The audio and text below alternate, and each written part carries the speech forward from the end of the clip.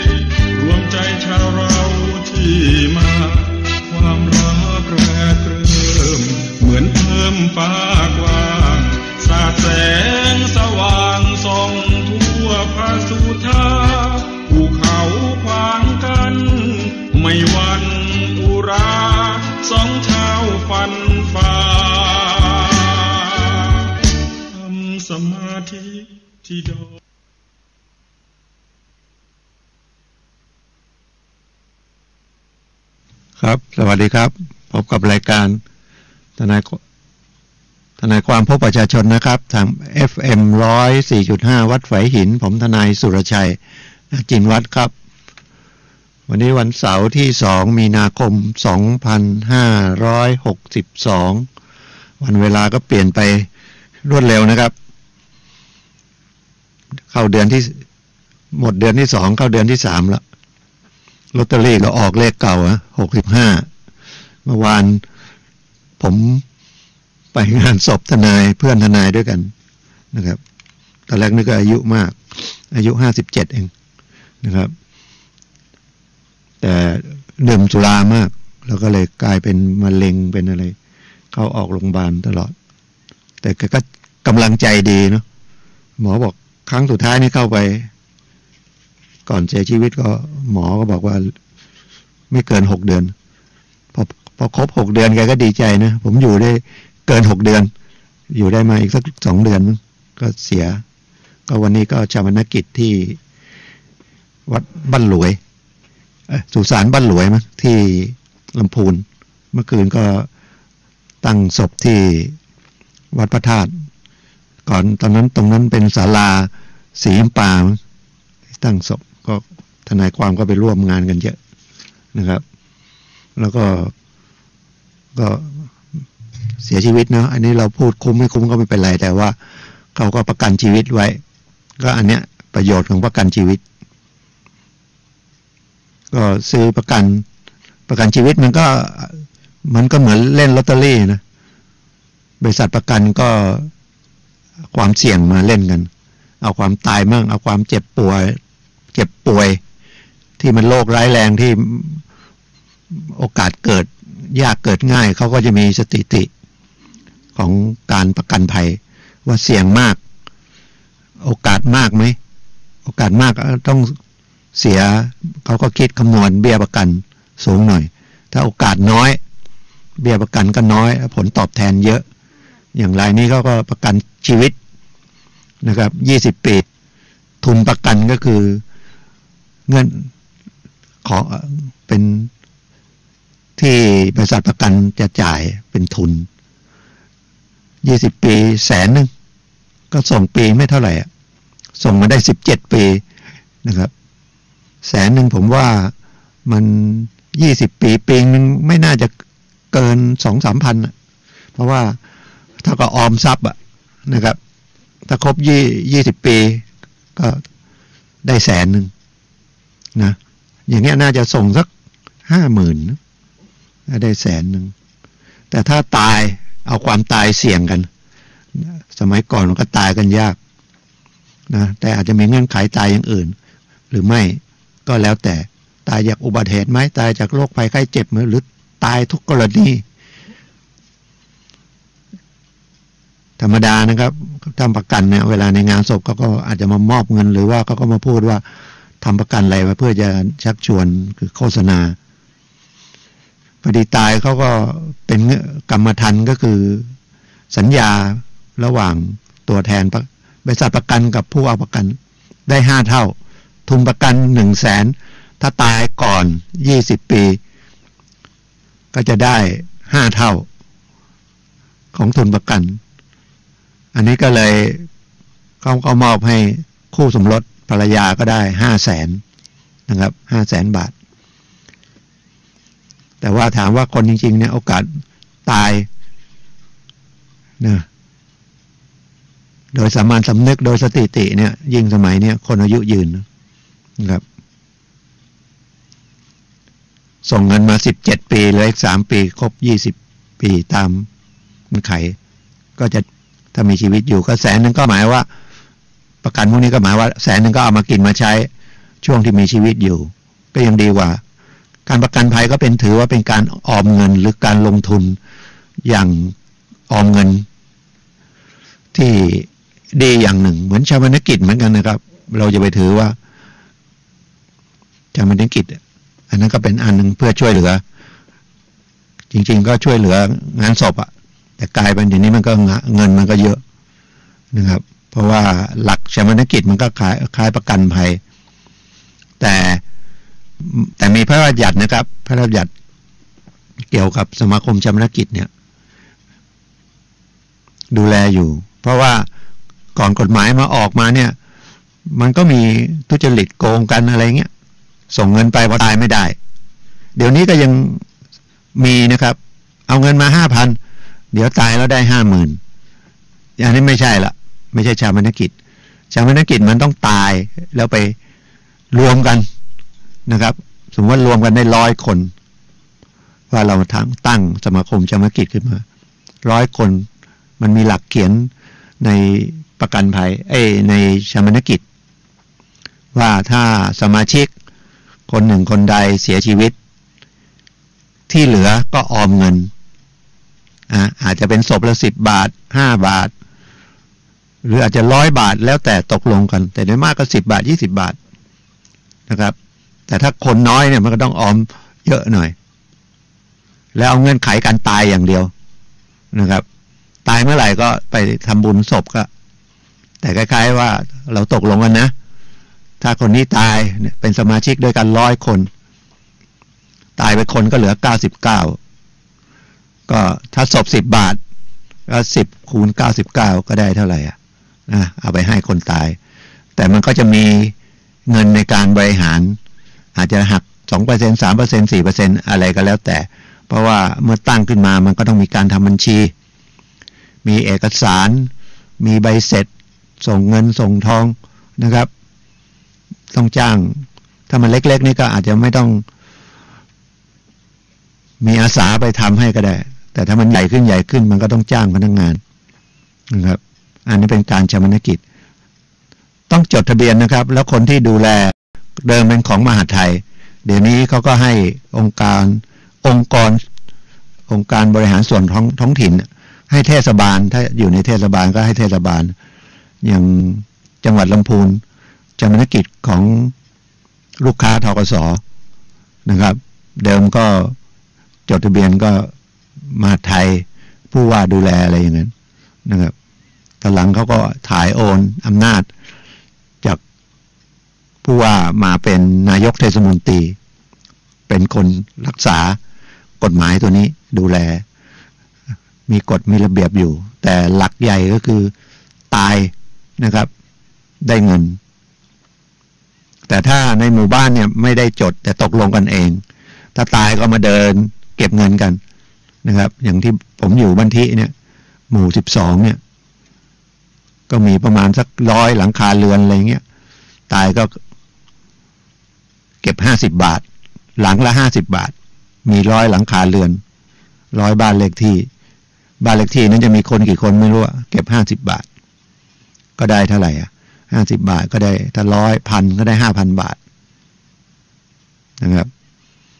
แต่มันจะมีปัญหาโดยเฉพาะของธกส.มันก็ลูกค้าธกส.เยอะแล้วก็จริงๆการทำประกันหรือทำว่าตายแล้วได้ตังค์เนี่ยมันก็ได้เงินมากกว่านะครับตอนแรกก็เพื่อจะทำศพนะครับเพราะว่าสมัยก่อนก็ทำศพกันทีเดี๋ยวนี้ก็ยังเป็นแสนนะถ้าไว้บ้านนะแต่ถ้าไว้วัดด้วยไปไว้วัดเนี่ยก็เสียไม่เท่าไหร่เพราะว่ามันไม่มีการกินเลี้ยงตลอด3 วันที่เก็บศพไว้ก่อนเผาบ้านเราก็เผาเร็วนะจานุกิจเร็ว3 วัน4 วันไม่เกิน5 วัน7 วันแล้วก็เสียถ้าไว้บ้านเนี่ยก็กินกันทั้งวัน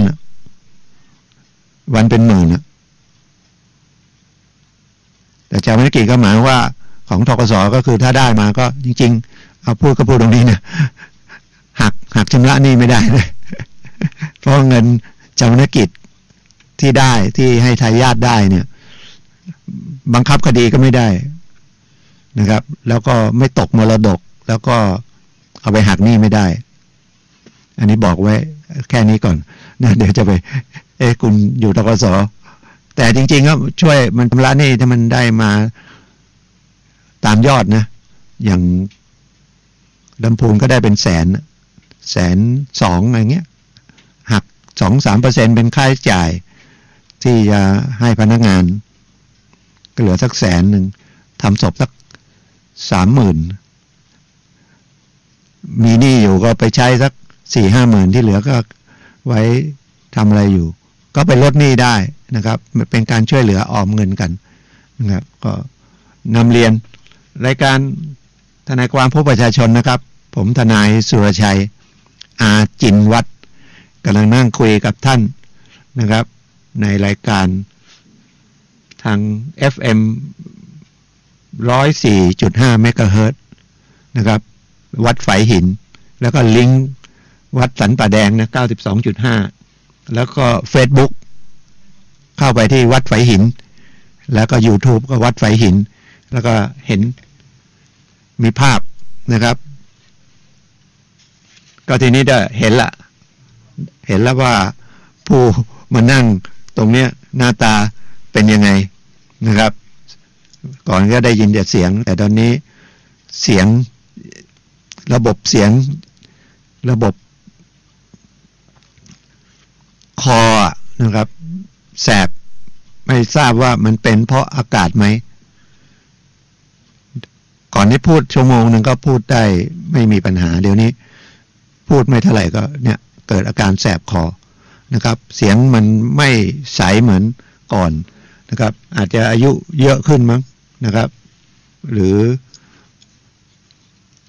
สุขภาพขออภัยดื่มน้ำนะครับ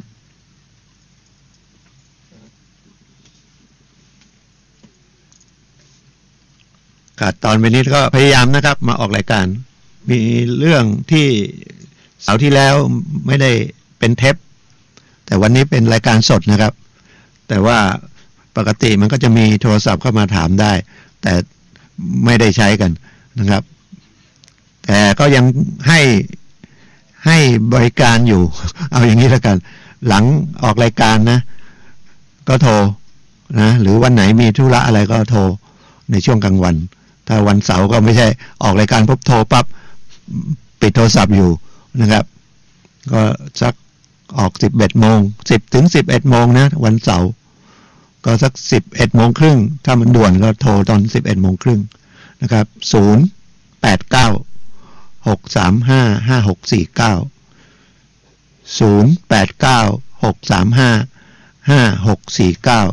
ก็เรื่องของกฎหมายก็ยินดีให้นะครับหรือเรื่องอื่นมาคุยกันนะครับโดยมากก็เป็นเรื่องกฎหมายก็ด้วยความยินดีนะครับผมก็มาออกรายการนี้ก็น่าจะต้อง6-7 ปีแล้วมั้ง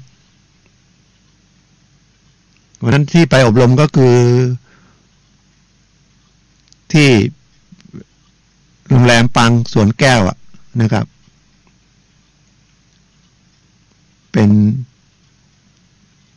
นานๆเข้าไปทีนะครับไปจอดแล้วก็เอาอายุเยอะด้วยผ่านเข้าไปก็ชั้นล่างเพื่อนเลยก็จำว่าเนี่ยเป็นชั้นจริงๆเป็นชั้นใต้ดินเพราะรถมันวิ่งลงไปแล้วมันชั้นสุดท้ายมันเป็น B1 เราก็ไม่ได้ดูเราคิดว่าเดินไปตรงเนี้ยจำได้ขึ้นลิฟต์ไปออกจากขากลับก็ต้องกลับไอ้ลิฟต์ตัวเก่านะถ้าไปผิดลิฟต์ตัวอื่นก็เล็งละจำว่าลงมาตรงเนี้ยแล้วก็เดินออกตรงเนี้ยต้องเจอรถที่ไหนได้มันมี B1 B2 G แล้วกดขึ้นไปก็งงละประชุมในส่วนของโรงแรมปางสวนแก้วนะครับมันเป็นชั้น4แสดงว่าเราขึ้นไป4ชั้นนะแต่ทีนี้4ชั้นเนี่ยมันบางทีไปลิฟต์เนี่ยมัน1 2 3 4โอ้ทำไมมันแล้วมันนับจากใต้ดิน G นี่มันอาจจะเป็นกราวระดับดิน B ใต้ดินย่ออะไรไม่รู้ ก็จำว่าเป็น G ออกมาก็เข้าลิฟต์เดิมกด G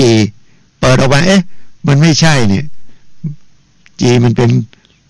ห้างขายของมั้งเห็นมีขายนู่นขายเอาไม่ใช่กด B2 ออกไปเดินไปหารถไม่เจอ พอดีมันมีบันไดก็เลยลงบันได ขออภัยเอาละ เสียงหายแล้วขออภัยนะครับ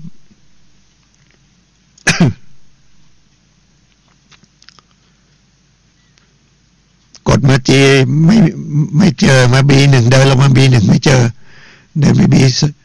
ไป B2 ไม่เจอเดินลงไป B1 ก็เลยเจอรถแต่ ใช้รีโมทนะครับแล้วกดแบบให้มันมีเสียงแล้วก็กดเสียงหานะครับก็เจอรถก็ไม่ค่อยได้เข้าห้าง2อายุเยอะฉะนั้นเดี๋ยวนี้มือถือมันมีน่าจะถ่ายรูปไว้เลยว่ารถเราจอดตรงไหนหาไม่เจอก็เอาไปส่องให้เขาให้พนักงานเขาช่วยดูให้พูดตรงนี้ก็เลยนึกถึงไปพม่าไปเจดีย์ชเวดากองมันก็ใหญ่มโหฬารเลยเนาะแล้วมันเป็น2 วงรอบตอนเข้าเราก็กลัวหลงแน่นอนละถ่ายรูปที่เข้าแต่มันเป็นวงนอกประตูแล้วเราเดินผ่านเข้าไปออกไปที่บริเวณองค์พระเจดีย์มันเป็นอีกวงหนึ่งแล้วไปมันจะมืดแล้วตอนเย็นๆพอมันมืดปุ๊บเดินหากลุ่มทัวร์ด้วยกันรวมไม่เจอเดินยังไงก็ไม่เจอเดินเราว่าประตูเนี้ยอุตส่าห์เล็งอย่างดีแล้วเดินพยายามนึกสุดท้ายไปเจอคนที่กรุ๊ปทัวร์มันมีซอกอีกซอกเข้าไปชั้นไหนแล้วก่อนนั้นก็ไปหาพนักงานที่เขาดูแลเอารูปไปให้เขาถ่ายเขาก็ชี้ไปตรงนี้เราก็ยังไม่เชื่อเขานะครับเราฝืนเราว่าเราจำได้แล้วออกประตูนี้เนี่ยมันไม่ใช่ที่เขาชี้เนี่ยจริงๆมันวงอีกวงหนึ่งวงที่2คือเข้ามามันมีทางเดินรอบนอกอันหนึ่งเป็นวงแรกก็แล้วกันแล้วพอถัดเข้ามามันถึงจะเป็นที่วงพระเจดีย์ฉะนั้นเดี๋ยวนี้ไปจอดรถที่ไหนต้องตั้งสติให้ดีนะครับแล้วก็ดูหมายเลขอักษร B C D มันมี1มี2มี3นะครับจดไม่จดก็ถ่ายรูปเดี๋ยวหารถไม่เจอนะครับเนี่ยอายุมันเยอะนะครับแล้วก็ไม่ค่อยเดินห้างไปอบรมก็เรื่องทนายนั่งให้คำปรึกษา2นั่งกับพนักงานสอบสวนอันนี้สำคัญนะผมจะพยายามพูดทุกครั้งเลยเวลาเราถูกคดีอาญาเนี่ย เพื่อความยุติธรรมนะครับอันนี้มันมาตั้งแต่รัฐธรรมนูญปี50แล้วนะครับเป็นเรื่องสิทธินะครับที่รัฐต้องให้นะครับก็คือเรื่องความรู้กฎหมายเรื่องสิทธินะครับแล้วก็ให้ทนายมีส่วนร่วมก็คือนะทนายหรือผู้ไว้วางใจไปนั่งนะครับตั้งแต่ชั้นสอบสวนชั้นแจ้งข้อกล่าวหาพอแจ้งข้อกล่าวหาแล้วก็ชั้นสอบสวนแล้วกฎหมายก็ในประมวลวิธีพิจารณาความอาญาก็เขียนไว้นะด้วยแต่ก็ต้องตามรัฐธรรมนูญว่าคดีไล่แรงขนาดไหนเอาว่าเป็นโทษจำคุก5 ปีขึ้นไปแล้วกันหรือนะเขาจะถามว่า1ให้สิทธิ์ถ้าถูกควบคุมตัวนะครับแล้วก็การจะควบคุมตัวเนี่ยก็ต้องแจ้งสิทธิ์ตัวนี้นะครับแล้วก็ต้องแจ้งข้อหาที่จะควบคุมตัวเรานะครับไปทำผิดคดีอาญาหรือคนมาชี้ว่าผิดอาญาก็คือไปลักทรัพย์เขาหรือขับรถไปชนเขาบาดเจ็บสาหัสหรือถึงกับต่อมาเสียชีวิตหรือไม่เสียชีวิตหรือไปชกต่อยกันนะครับหรืออย่างที่เมื่อสัก2 อาทิตย์เนี่ยนะครับมีงานบวชในวัดแล้วก็นักเรียนก็สอบเขาก็ขออย่าให้ส่งเสียงดังกลายเป็นเครียดบุกเข้าไปเป็น10 คนมั้ง10 คนหรือ20 คนนู้นน่ะไปไล่นักเรียนเขาออกไปไม่ให้สอบไปตีครูไปชกครูไปทำร้ายครูทำร้ายนักเรียนไปลวนลามอีกนะครับอันนี้พอจับปุ๊บอันนี้มันซึ่งหน้าจับไม่มีหมายจับแต่ซึ่งหน้ามันก็ต้องทำผิดซึ่งหน้าเห็นชัดๆถ้าไม่จับเลยมันก็หนีนะแต่ถ้าไม่ซึ่งหน้าก็ต้องขอศาลออกหมายจับนะครับเพราะกฎหมายหรือรัฐธรรมนูญนะครับดูแลเราก็เหมือนคล้ายๆดูแลคนผิดถ้าพูดอย่างนั้นนะครับแต่เราต้องมองกลับอีกอันหนึ่งถ้าตำรวจจับไปเรื่อยเหมือนสมัยจอมพลสฤษดิ์ธนรัตน์อันนั้นย้อนนะม.17ถ้าจำไม่ผิดก็อันธพาลจับเลยข้อหาอันธพาลไปขังไว้ก่อนไม่ได้ผ่านกระบวนการศาลนะครับคณะปฏิวัติออกมาตรามก็คือมาตรานะครับที่17จับไปขังอย่างเดียวไม่ต้องผ่านกระบวนการศาลขังไว้ก่อนเดี๋ยวนี้จะจับต้องแจ้งนะครับพอจับกุมปุ๊บ1ต้องแจ้งสิทธิ์คือบอกให้เราทราบว่าคุณมีสิทธิ์ตามกฎหมายนะครับ1แจ้งให้คนที่ไว้วางใจที่เราติดต่อเมื่อเราจับปุ๊บเราจะแจ้งใครแจ้งภรรยาแจ้งเมียเมียกับภรรยาคนละคนนะแจ้งพ่อแม่นะครับแจ้งคนไว้วางใจว่าเราถูกจับกุมแล้วไม่นั้นมันหายไปไหนไม่รู้ไม่ได้ถูกจับก็ไม่ได้กลับบ้านนะตำรวจก็เอาไปไว้โรงพักนะครับควบคุมตัวภายใน72 ชั่วโมงควบคุมได้แค่นั้นฉะนั้นก่อน72 ชั่วโมงต้องไปขออำนาจ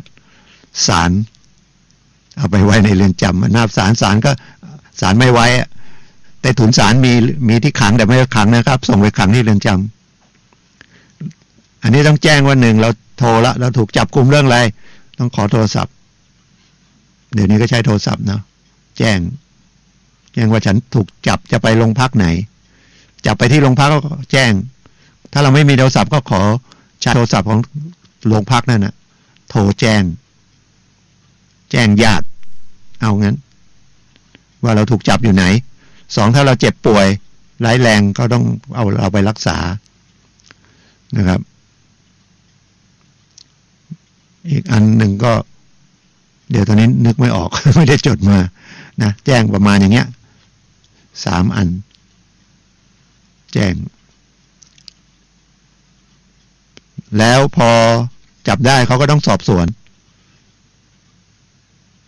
อนจับเนี่ยแจ้งข้อหาพอจับได้เสร็จก็ต้องเอามาสอบสวนแต่สอบสวนไม่ทันนะครับบางทีคดีจับไปคดีเล็กน้อยเรารับสารภาพถ้ารับสารภาพปุ๊บเขาต้องพาเราถ้าเป็นคดีเล็กนะถ้ารับสารภาพต้องเป็นคดีสันแขวงนะครับสันแขวงก็คดีโทษน้อยๆโทษไม่เกินปีปรับไม่เกินแสนเลยโทษเล็กๆน้อยๆระหุโทษหรือละโทษเล่นการพนันถ้าเรารับสารภาพพวกเขาต้องส่งฟ้องเลยส่งไปอัยการก็ไปฟ้องโอ้มันไม่ทันแล้วเขาเลยบอกให้เราปฏิเสธไว้ก่อนแต่เราเอาตัวเราไปปฏิเสธถ้าเราไม่ได้ประกันก็ประกันได้นะครับยื่นประกันได้แต่ชั้นขอปล่อยตัวชั่วคราวได้แต่ชั้นจับกุมแล้วนะครับแต่ในนี้อยู่โรงพักก็ประมาณ3 วัน 2 วันเดี๋ยวนี้จะไปแกล้งจับวันศุกร์วันเสาร์ประกันไม่ได้อะไรไม่ได้นะครับหรือจะส่งศาลไม่ได้ก็ไม่ได้เพราะศาลมีถึงจะเป็นวันเสาร์อาทิตย์ไม่ได้วันทำราชการแต่ก็เปิดมีเวรศาลไปนั่งนะครับเพราะจะเอาคนไปกฎหมายเขียนว่ายังไม่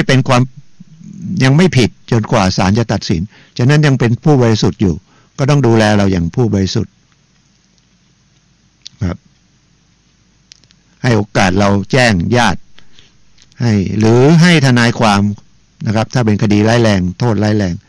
ตั้งแต่5 ปีขึ้นไปก็แล้วกัน5 ปี7 ปี10 ปีตลอดชีวิตหรือประหารชีวิตต้องให้ทนายเป็นนั่งทนายก็ไม่เข้าใจอีกเราคิดว่าพอไปทนายเนี่ยเราก็จะต้องเสียเงินเสียทองนะครับแต่จริงๆทนายนี่ก็คือก็เป็นหน่วยงานในหนึ่งในกระบวนการยุติธรรมแล้วก็ที่โรงพักก็มีรายชื่อทนายที่สภาทนายความทุกที่อย่างลำพูนเชียงใหม่เนี่ยก็ประธานสภาจังหวัดก็จะใส่ชื่อไว้ส่งชื่อไปที่โรงพักแล้วกันโรงพักทุกที่มีรายชื่อแล้วก็คนนั้นใกล้อยู่ทนายที่อยู่ใกล้โรงพักก็จะโทรนะอาจจะโทรโดยตรงทนายตำรวจโทรแต่จริงๆก็ต้องโทรเข้าไปที่ศูนย์ที่สภาทนายความจังหวัดแล้วทนายจังหวัดก็จะโทรให้ทนายโทรไปว่าทนายไหนว่างอยู่ใกล้ตอนนี้ให้ไปนั่งฟังการสอบสวนแต่โดยมากเขาก็สอบสวนล่วงหน้าไปก่อนแล้วก็อาจจะให้ทนายไปดูที่หลังแล้วก็เซ็นชื่อว่าได้ร่วมการสอบสวนอันนี้เพราะว่าถ้าไปนั่งบางทีก็ 2-3 ชั่วโมงนะครับแต่ก็จะสอบสวนไปก่อนแต่ก็ยังดีกว่าสมัยก่อนมันก็ยังมีนะครับพอขึ้นไปก็บอกโดนซ้อมมั่งโดนบังคับมั่งไม่เข้าใจกฎหมายมั่งปฏิเสธไปโดยไม่รู้มั่งรับสารภาพโดยไม่รู้มั่งสำคัญโดยรับสารภาพโดยไม่รู้นะพอรับสารภาพไปแล้วว่ากระทำความผิดแล้วพอรู้ไปขึ้นศาลถามมีทนายไหมขึ้นศาลก็มีทนายแก้ต่างอีกนะครับทนายขอแรงถ้าเราไม่มีทนายก็คือเป็นสิทธิ์นะครับแล้วก็รัฐให้ก็คือไม่ต้องมีค่าใช้จ่ายเป็นทนายที่ของสภาทนายความแต่เป็นอาสาคือไปลงชื่อลงเส้นไว้ให้เบอร์โทรศัพท์ไว้นะครับไม่ใช่ทุกคนทนายทุกคนไปลงนะทนายไม่เยอะนะครับที่ไปเป็นทนายอาสานะครับที่เรียกว่าทนายขอแรงนะครับทั้งชั้นโรงพักนะครับเป็นพนักสอบสวนนะครับอันเนี้ยโดยมากไม่เข้าใจแล้วบางทีตำรวจก็ไม่อยากให้ใครไปนั่งพูดกันตรงๆนะครับทั้งที่เป็นประโยชน์ทั้งสองฝ่ายประชาชนก็ได้ไอ้เรื่องที่เราทำเนี่ยมันไม่ร้ายแรงขนาดนั้นหรือถ้ามันร้ายแรงเนี่ยเราจะบรรเทาโทษยังไงนะครับทนายก็จะบอกให้แต่ถ้าไม่มีทนายนะครับมันบางทีไปรับสารภาพไป แล้วก็ไปเชื่อว่ารับสารภาพไปคดีเล็กๆน้อยๆก็เชื่อตำรวจพนักงานสอบสวนที่ไหนพอขึ้นศาลไปจะไปปฏิเสธพิเศษศาลก็ไม่เชื่ออีกตอนนั้นคุณรับสารภาพเพราะว่าคุณยังเตรียมเรื่องไม่ทันคิดโกหกไม่ทันพอขึ้นศาลมาไปคุยทนายแล้วนะครับมาปฏิเสธศาลไม่เชื่อคือกฎหมายเนี่ยก็เหมือนธรรมชาติก็เอาไปจากธรรมชาติเนี่ยถ้าเราทำผิดเนี่ยทำผิดกันได้นะครับจะตั้งใจหรือไม่ตั้งใจทำผิดกันได้สำนึกผิดไหมได้ชดใช้ค่าเสียหายบรรเทาความเสียหายไหมขับรถชนคนตายอย่างเงี้ยส่วนใหญ่ไม่โอกาสโทษสูงนะครับประมาททำให้คนตายก็10 ปีฟังแล้วน่ากลัวนะจำคุกไม่เกิน10 ปีไม่มีขั้นต่ำนะอย่างเงี้ยขับรถประมาททำให้คนตายหรือประมาทอะไรก็แล้วแต่พูดถึงเรื่องขับรถนี่มันง่ายมันจะเกิดก็ได้นะครับผิดถูกค่อยว่ากันนะบางทีมันก็ก้ำกึ่งนะครับแต่ถ้ามันเป็นเรื่องคนตายเนี่ยตำรวจต้องแจ้งเราประมาทขับรถชนคนตายก่อนละตอนแรกอาจจะไม่ตายสาหัสเอาสาหัสไปก่อนนะครับตอนแรกก็แจ้งข้อหาขับรถประมาทถ้าประมาทก็จะตำรวจก็มีสิทธิ์ตามพรบจราจรปรับเราก่อนแล้วเราก็เสียค่าปรับไปมันก็มามัดตัวเราอีกว่านี่ไงคุณก็เสียค่าปรับแสดงว่าคุณรับว่าผิดแหละแล้วมีคนบาดเจ็บเนี่ยนะครับแต่พอไปเจอทนายแนะนำว่ามันไม่ใช่หรือไปดูรูปการแล้วมันไม่ใช่อันนี้เป็นเรื่องต้องสู้คดีมันไม่ใช่จริงไหมแต่ระหว่างนั้นก็ควรจะเยียวยาผู้บาดเจ็บไปเยี่ยมไปเยียนนะครับแต่ถ้ามันเกิดเหตุใน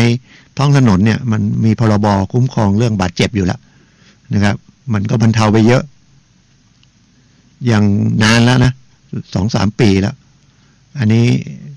ชมเขาเก่งโหน่งช้าๆนะลูกชายก็ขับรถเร็วไปชนคนนะครับตาย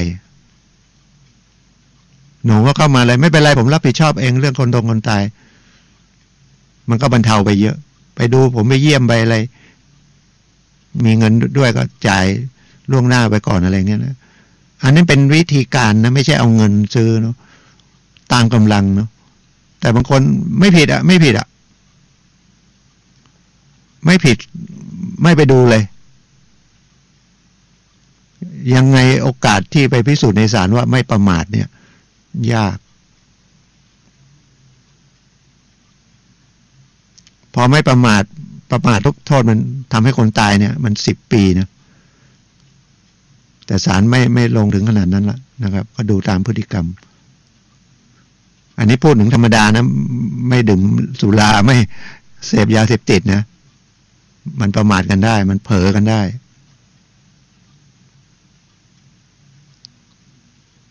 ถ้ารับสารภาพโอกาสโทษที่ครึ่งหนึ่งโทษที่ศาลลงอาจจะลง4 ปีลดเหลือ2 ปีโอกาสรอลงอาญาแล้วหรือ5 ปีนะครับไม่เคยทำผิดมาก่อนไม่เคยมีคดีรอลงอาญาแล้วก็ได้ไปชดเชยละนะครับสำนึกผิดได้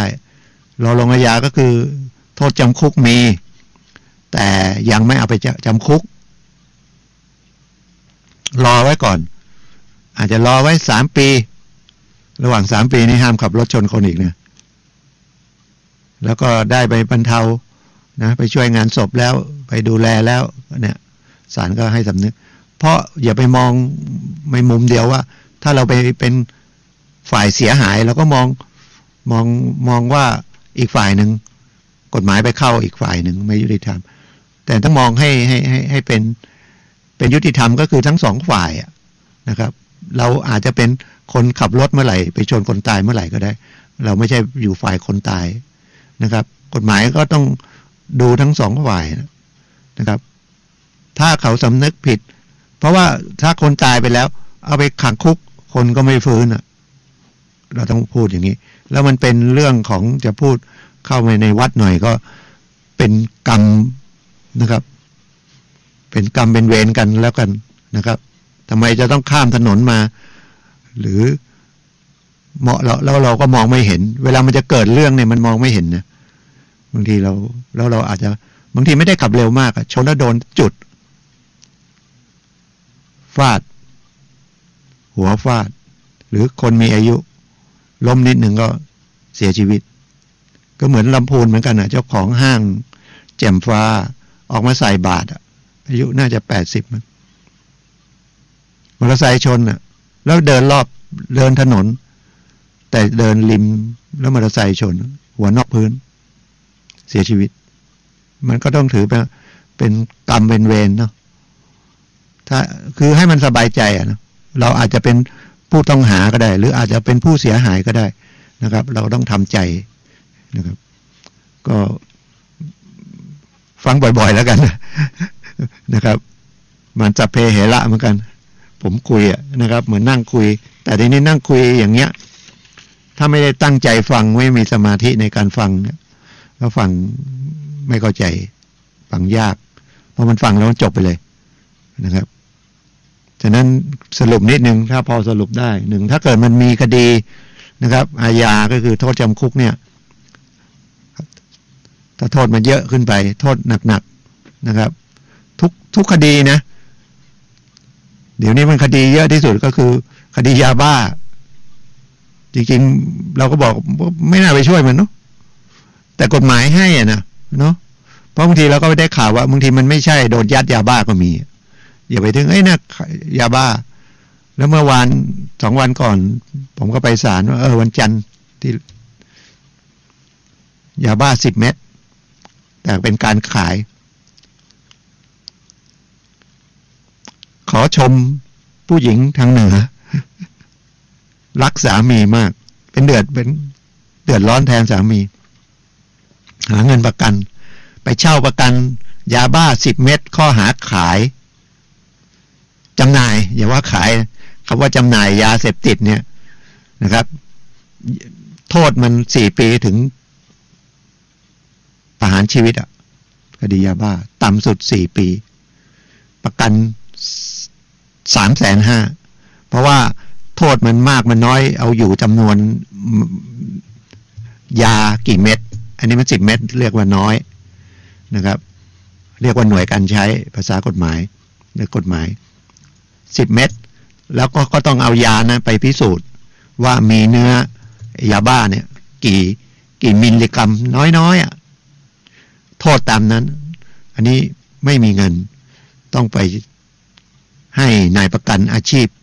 เขาก็เรียกประกันไม่ใช่เรียกศาลเรียกประกัน350,000เขาต้องเอาเงินหรือหลักทรัพย์350,000ไปประกันว่าคุณไม่หลบหนีระหว่างพิจารณาคดีคุณต้องเสียเมียต้องเสีย 10% หรือญาติคุณเขาก็ได้ไป 35,000ถ้าเขาประกันอย่างนี้10 ครั้งหนึ่งก็ไม่นานนะเขาก็เอาแค่ส่งฟ้องถ้าตอนครั้งแรกระหว่างพิจารณาคดีนะอันนี้สอบมา 7-8 ครั้งแล้วนะครับอาจจะผัดฟ้องมา 7-8 ครั้งแล้วก็ประมาณ 5-6 เดือนประมาณ5-6 เดือนเขาก็ได้ 350,000ประกัน 350,000เขาก็ได้ 35,000จะว่ามันเยอะมันน้อยมันก็ไม่ใช่เนาะแต่มันก็ดีกว่าเงินฝากแต่เขาเสี่ยงถ้าคนที่คุณไปประกันหนีไปก็โดนลิฟต์350,000แต่เขาก็ต้องมาตามเอาญาติคุณเขาอาจจะทำเป็นสัญญากู้ไว้ทำอะไรไว้มาฟ้องร้องถ้าคุณไม่มีทรัพย์สินเขาก็ศูนย์350,000นะครับมันก็เป็นรายได้ดีเนาะผมยังคิดน่าทำนะก็มีหลักทรัพย์บ้างมีเงินฝากบ้างมีฉลากออมสินบ้างฉลากธกสบ้างนะแต่ต้องไปขึ้นทะเบียนนะครับเป็นนายประกันแล้วขึ้นทะเบียนแล้วศาลดูคุณสมบัติว่าจะให้เป็นนายประกันไหมแล้วมีทรัพย์สินอะไรต้องแจ้งว่าคุณจะใช้หลักประกันอะไรที่ดินก็ประเมินราคาไปถ่ายโฉนดไปพันธบัตรฉลากทั้งหลายนะมีกี่แสนเงินสดมีกี่แสน ให้ไม่เกิน 10% ต่อครั้งหนึ่งก็ไม่กี่เดือนนะครับไม่นั้นเขาก็อยู่ไม่ได้เพราะถ้าเราไปนะครับถ้ามัน10 เดือน10 เดือนเขาได้ 35,000เขาก็ได้เดือนละ 3,500 เท่านั้นนะครับไม่ใช่เยอะเนาะแต่เขาเสี่ยงสูงนะครับเขา350,000ประกันถ้าผู้ต้องหาที่เขาประกันหลบหนีไปศาลต้องริบเงินนั้นเลยเรียกว่าปรับเอา350,000เข้าหลวงไปเลยนะครับเขาต้องมาตามเอาจากญาติแล้วส่วนใหญ่ผู้ชายค้ายาบ้าโดนยาบ้าเมียวิ่งเต้นเดือดร้อนผัวจะติดคุกหาประกันมั่งมาถามว่าจะติดคุกกี่ปีมั่งอะไรมั่งชมน้ำใจครับสาวเหนือรักสามีมาก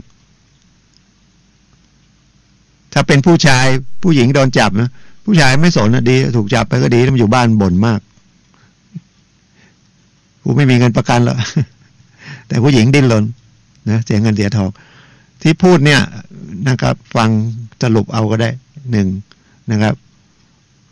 อย่าให้มันมีเรื่องในคดีแล้วกันมันจะเสียเงินเสียทองวันนั้นที่มาถามไอ้10 เม็ดเนี่ยผมก็ถามเฮ้ยคุณทำคุณมันดิ้นรนอะไรตอนเนี้ยเมียคุณก็เดือดร้อนแล้วคุณไม่สงสารเมียสงสารพ่อแม่เหรอคุณไม่มีเหรอคุณไม่รักพ่อแม่เหรอผมกำลังดูนาฬิกาเนาะกี่โมงไม่รู้ยังมีเวลาอีกประมาณ10 กว่านาที45แล้วนะครับในจอมันก็มีนะมองไม่เห็นเวลามันอยู่ตรงไหน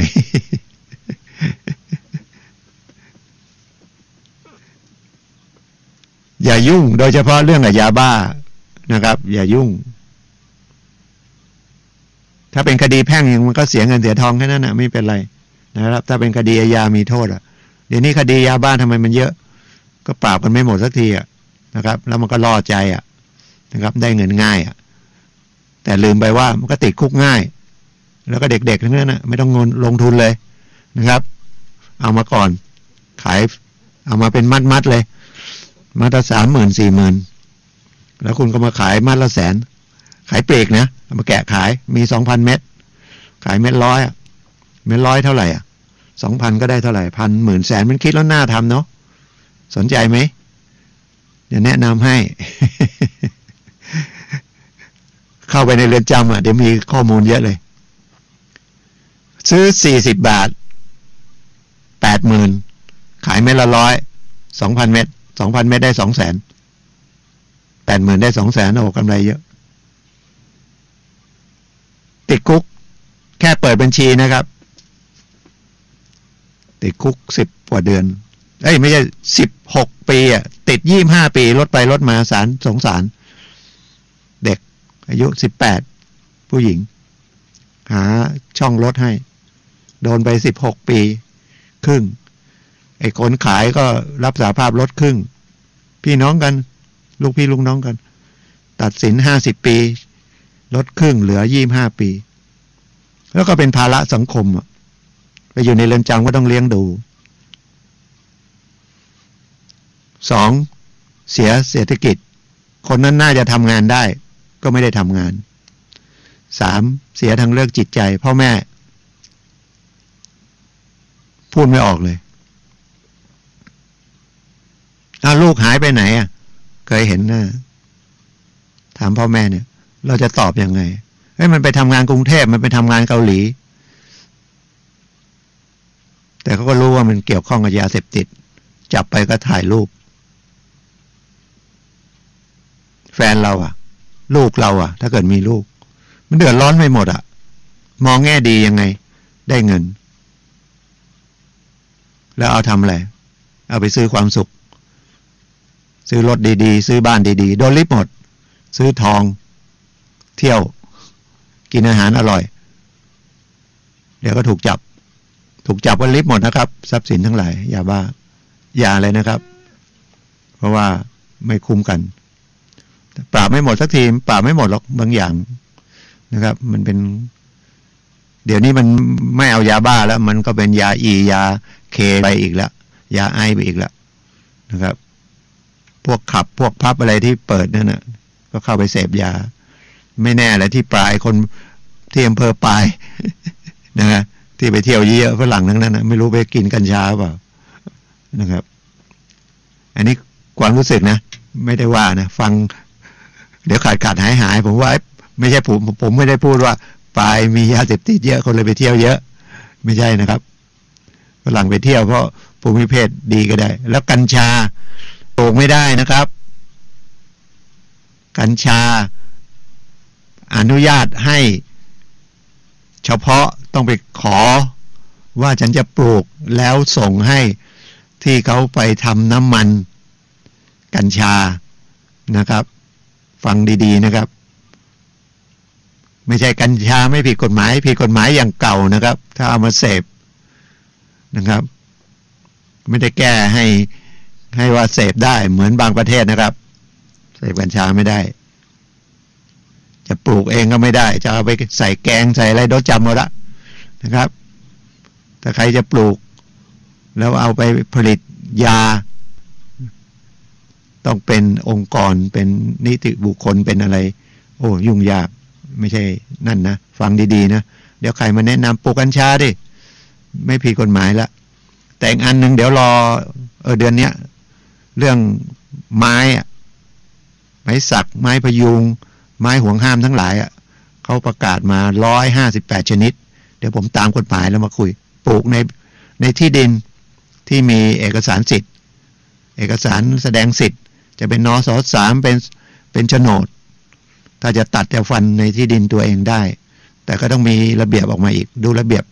กฎหมายมันออกแล้วมันยังมีกฎกระทรวงมีระเบียบมีอะไรอีกเยอะแยะนะครับเดี๋ยวบอกไม่ผิดไปตัดทำไมเพียงผิดอยู่นะครับให้ระมัดระวังนะครับแล้วถ้ามันเกิดมีคดีขึ้นมาเนี่ยนะยังนึกใครไม่ได้โทรนะครับคุยกับผมก่อนได้นะครับ0896355649นะครับ0896355649หมายถึงญาติโทรนะครับจะได้สบายใจไปส่วนหนึ่งนะครับหรือควรจะทำยังไงจะได้ดีกับ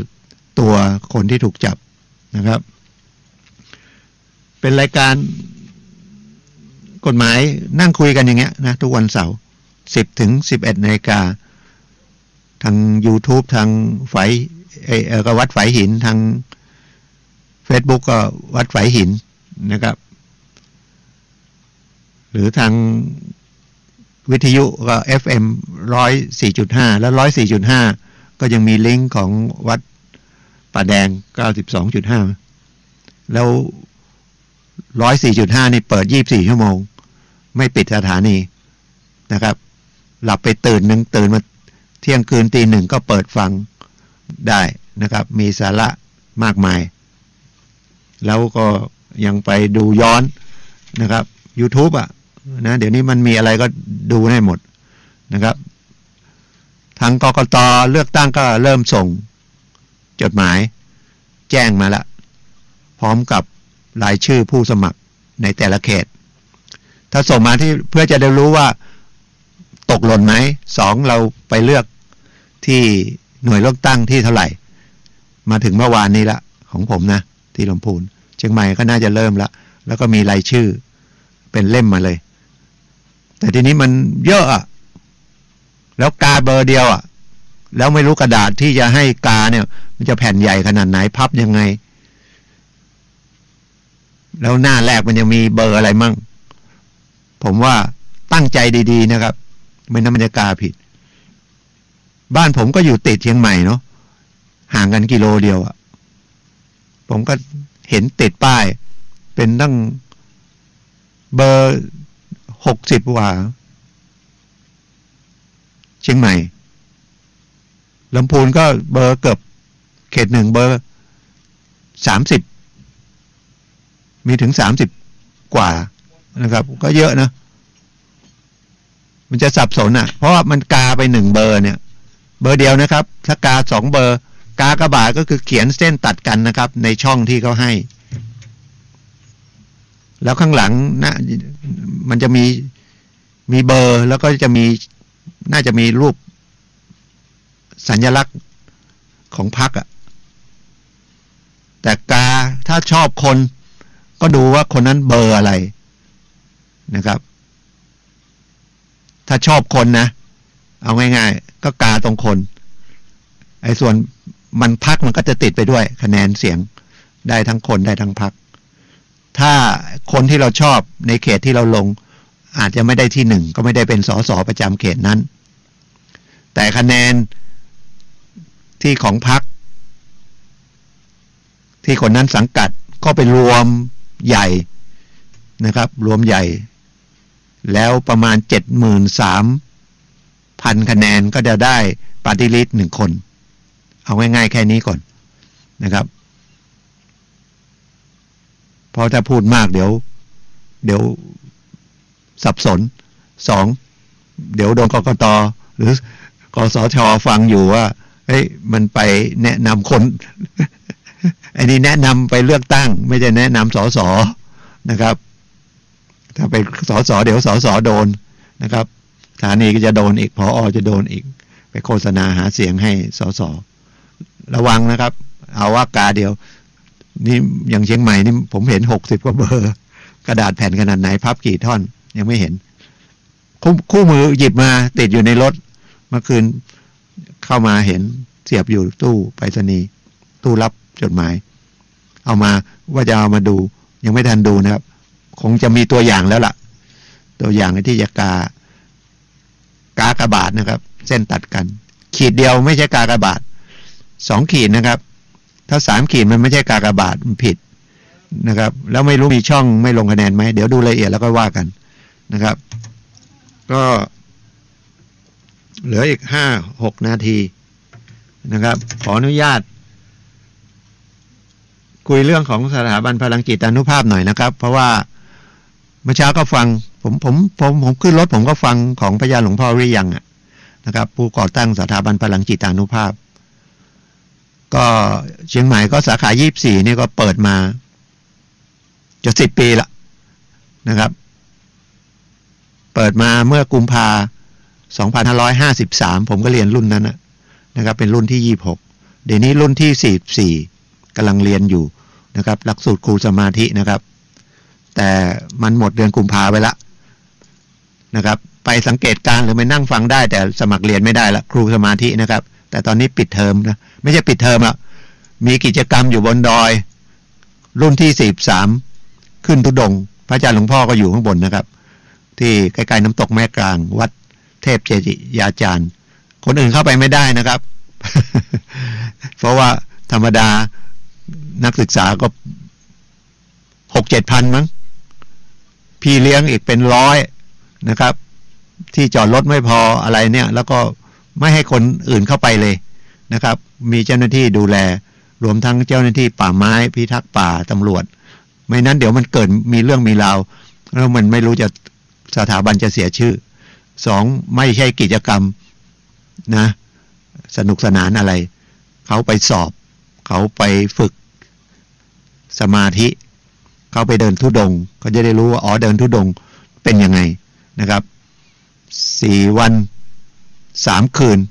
บนดอยอินทนนท์นะครับทุกคนที่เรียนหลักสูตรครูสมาธิสอบทฤษฎีแล้วต้องไปสอบปฏิบัติจะอยู่ที่ไหนนี่รุ่นนี้ก็จากแคนาดาจากอเมริกามานะครับเนี่ยเขาอยู่ไกลเขาเห็นคุณค่าของสมาธิของเราเหมือนกับใกล้เกลือกินด่างเฮ้ยสมาธิฉันรู้ละจริงๆฉันรู้แล้วถูกนะครับแต่ไปหลงผิดว่าสมาธิเป็นของคนเกษียณแล้วคนไม่ทำอะไรคนเข้าวัดเข้าวาไม่ใช่นะครับยิ่งหนุ่มเท่าไหร่ต้องรีบเรียนสมาธินะครับอย่าไปใช้สมาธิที่มันมีอยู่โดยธรรมชาติเลยมันไม่พอแล้วทำสมาธิตามแนวหลวงปู่มั่นหรือของหลวงพ่อวิริยังเอามาแก้ไขเอามาปรับปรุงมาเพิ่มเติมเขียนเป็นตำราอย่างดีที่สุดเลยในหลักสูตรครูสมาธิเนี่ย6 เดือน100เอาว่า100 ชั่วโมงก็แล้วกันนะครับ 100 หัวข้อ100 ชั่วโมงเท่ากับคุณเรียนหรือทำสมาธิเองที่ไม่ได้ผ่านหลักสูตรของครูสมาธิเนี่ยเป็น10 ปีนะครับเรียนเบื้องต้นพื้นฐานเรียนเรื่องฌานเรื่องญาณเรื่องวิปัสสนาครบนะหลักสูตรครูสมาธิแต่ระหว่างแต่ละเดือนนะสัปดาห์ที่3ประมาณอาทิตย์สัปดาห์ที่3ก็จะมีชินสาสมาธิอันนี้วันเดียวนะครับวันเดียวเดี๋ยวนี้มี251สาขาทั่วประเทศละเรียกว่าใกล้บ้านหมดอะนะครับถ้าลงเรียนไม่ทันไปนั่งฟังก่อนนะครับหรือไปชินสาสมาธิก็ได้นะครับผมก็จะพยายามทำไมต้องเรียนประโยชน์มันเยอะแยะสติมันเกิดจากสมาธินี่แหละขับรถไปเฉี่ยวชนกันเนี่ยถ้าสติดีมันก็ไม่ทะเลาะเบาะแว้งเกินเลยไปมากหรืออย่างเห็นชัดๆเลยคนขาดสติไปไล่นักเรียนที่สอบเข้าไปเป็น10ดื่มสุรามันก็ทำให้ขาดสติแล้วสติตัวเองก็ไม่พอนะไปตีครูพละแขนหักไปตีครูผู้หญิงไปลวนลามนักเรียนผู้หญิงโดนข้อหาไปเยอะแยะไปหมดผมว่าคดีเนี้ยติดคุกคนหนึ่งไม่เกินอย่างน้อยติดคุก3 ปีโดนข้อหาหมดดื่มเหล้าในวัดบุกรุกสถานที่ราชการนะครับข่มขู่นะครับผมว่า3 ปีเนี่ยน้อย20 กว่าคนหรือ40 คนไม่รู้นะครับดูข่าวแล้วกันอย่าไปถือว่าหมู่มากไม่เป็นไรทำร้ายรปภ.อีกตำรวจมาก็ขัดขวางอีกนะครับเนี่ยขาดสติฉะนั้นอยากได้สติดีๆก็เรียนเชิญนะครับสถาบันพลังจิตานุภาพสาขา24ก็แม่เหี่ยนะครับแม่ริมก็วัดป่าดาราพิรมจอมทองก็วัดเทพเจติยาจารย์นะครับแล้วก็อีกหลายแห่งนะครับมีอีกหลายแห่งก็โทรถามได้นะครับจะเป็นเรื่องของกฎหมายเรื่องสถาบันพลังจิตานุภาพวันนี้ก็ขอบคุณนะครับเดี๋ยวรายการต่อไปพลังแห่งชีวิตของท่านอาจารย์สุนัยนะครับวันนี้ก็ขอบคุณทุกท่านที่รับฟังขอให้ทุกท่านโชคดีนะครับพบกันใหม่